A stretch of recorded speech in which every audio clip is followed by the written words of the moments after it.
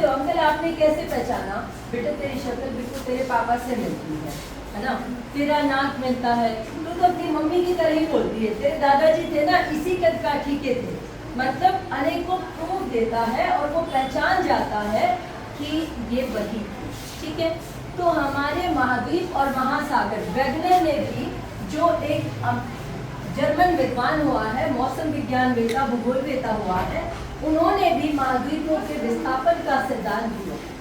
Same इस कहानी की तरह उन्होंने क्या बताया कि प्राचीन समय में जो ये सभी महाद्वीप थे, ये आपस में जितने भी महाद्वीप थे, जैसे उत्तरी अमेरिका, दक्षिण America, Europe, Asia, Africa, Australia, Antarctica, ये सारे भी आपस में जुड़े हुए थे। क्या था? कैसे? जैसे बड़ा परिवार था, है ना।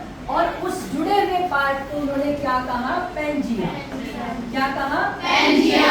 अब उन्होंने बताया कि इसके चारों ओर एक गांव में रहते थे, गांव में और क्या क्या था, लोकेशन बताई ना स्टोरी में।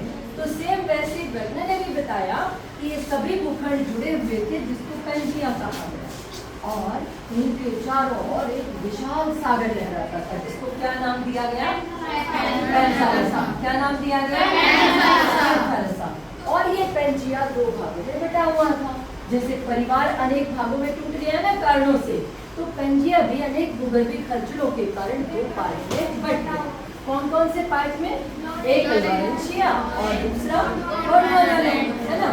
जैसे एक चाचा का परिवार और एक ताऊ का परिवार, तो ये भी दो भागों में बढ़ गया पैंजिया, है ना। कैसे? ऊपर वाला था नॉर्थ अमेरिका, यूरोप और एशिया, ये जो सम्मिलित पार्ट था, इसको हमने क्या कहा? क्या कहा? लॉरेंशिया। क्या कहा? लॉरेंशिया। और नीचे वाला जो पार्ट था, जिसमें क्या सम्मिलित था? दक्षिण अमेरिका, अफ्रीका, ऑस्ट्रेलिया और दक्षिणी भारत।